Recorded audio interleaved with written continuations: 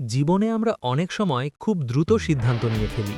আমরা ভাবি আমাদের চিন্তাই একমাত্র সঠিক, আর কেউ ভিন্ন মত দিলেই মনে করি সে ভুল। কিন্তু সত্যটা হলো, জীবনের প্রতিটি সমস্যার একাধিক সমাধান থাকতে পারে। কাউকে না বুঝে ভুল বলা বা তার কথা না শোনা আমাদের নিজের শেখার পথের সবচেয়ে বড় বাধা হয়ে দাঁড়ায়। আজকের গল্পে আমরা দেখব একটি ছোট্ট মেয়ে কিভাবে তার সহজ একটি উত্তরের মাধ্যমে আমাদের ভিন্নভাবে ভাবতে শেখায়।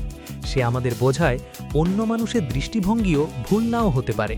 তাই মন দিয়ে গল্পটি শুনুন, কারণ এর ভেতরে লুকিয়ে আছে জীবনের একটি অমূল্য শিক্ষা। একসময় ছিল একটি ছোট কিন্তু খুব সুন্দর গ্রাম। সেই গ্রামে থাকত একটি চঞ্চল ও হাসিখুশি মেয়ে। তার নাম মিতা। মিতা খুব প্রাণবন্ত ছিল। বন্ধুদের সঙ্গে খেলাধুলা আর প্রতিদিন বই খাতা ভরা ছোট ব্যাকপ্যাক কাঁধে করে স্কুলে যাওয়াই ছিল তার দৈনন্দিন জীবন।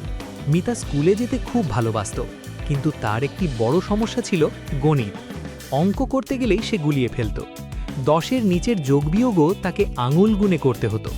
তার বয়সে এটা স্বাভাবিক হলেও অন্য বাচ্চারা যখন দ্রুত শিখে ফেলছিল, তখন মিতার পরিবার একটু চিন্তিত হয়ে পড়ে। একদিন ক্লাসে শিক্ষক স্যার রহমান সবাইকে ছবি আঁকতে বললেন। এটা ছিল বাচ্চাদের সবচেয়ে পছন্দের কাজ। পুরো ক্লাসে আনন্দের ছোঁয়া ছড়িয়ে পড়ল। মিতা মন দিয়ে আঁকতে লাগল।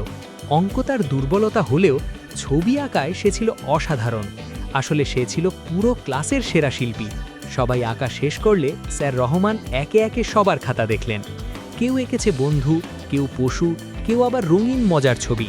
তিনি সবার চেষ্টাকে উৎসাহ দিলেন এবং প্রতিটি খাতায় ভালো কথা লিখে সই করলেন। মিতার খাতায় তিনি লিখলেন, খুব ভালো মিতা, তোমার ছবিটি সত্যিই সুন্দর। এই কথা পড়ে মিতার মন আনন্দে ভরে গেল।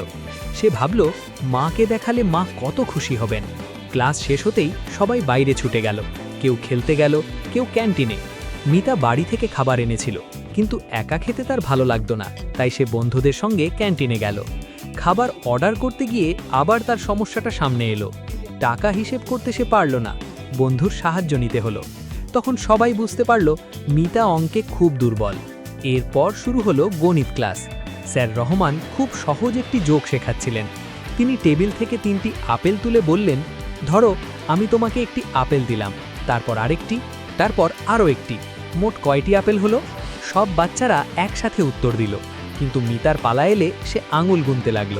একটু পর আত্মবিশ্বাসের সাথে বলল, 5টি স্যার। স্যার রহমান খুব ধৈর্যশীল মানুষ ছিলেন। তিনি ভাবলেন হয়তো মিতা আপেল পছন্দ করে না, তাই তিনি প্রশ্নটা বদলালেন। আচ্ছা মিতা, ধরো আমি তোমাকে একটি স্ট্রবেরি দিলাম, তারপর আরেকটি, তারপর আরও একটি। মোট কয়টি স্ট্রবেরি হলো? মিতা আঙুল গুনে হাসি মুখে বলল, 3টি স্যার। সঠিক উত্তর শুনে শিক্ষক খুশি হলেন, কিন্তু আবার আপেলের কথায় ফিরে এলেন। এবার আবার আপেল গোনো, একটি, আরেকটি, আরেকটি। মোট কয়টি? বলতে বলতে তিনি আপেলগুলো মিতার হাতে দিলেন। এক মুহূর্ত না ভেবে মিতা বলল, 4টি স্যার।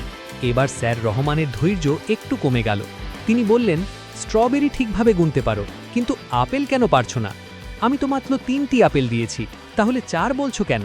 মিতা একটু ভয় পেয়ে নরম গলায় বলল, কারণ স্যার, আমার ব্যাকপ্যাকে আগে থেকেই একটি আপেল আছে। এই কথা শুনে স্যার রহমান অবাক হয়ে গেলেন। তখন তিনি বুঝতে পারলেন যাকে তিনি ভুল ভাবছিলেন সে আসলে পুরোপুরি ভুল ছিল না। বন্ধুরা, আমাদের জীবনেও ঠিক এমনটাই হয়। অনেক সময় আমরা ভাবি আমরা ঠিক, কিন্তু অন্যজনের ভিন্নমতও ভুল নাও হতে পারে। হ্যাঁ, 5+5 = 10 ঠিকই, কিন্তু 6+4ও 10 হয়, আবার 3+7ও 10 হয়। এই পৃথিবীতে পথ অনেক, কারণ অনেক, আর দৃষ্টিভঙ্গিও অনেক। তাই কাউকে বিচার করার আগে তার কথাটা মন দিয়ে শোনো। গল্পটি যদি ভালো লেগে থাকে তাহলে লাইক, শেয়ার আর কমেন্ট করতে ভুলবে না। তোমার একটি কমেন্টই আমাকে আরও ভালো গল্প বানাতে অনুপ্রাণিত করবে। ধন্যবাদ সবাইকে। আবার দেখা হবে নতুন গল্প আর নতুন শিক্ষার সাথে।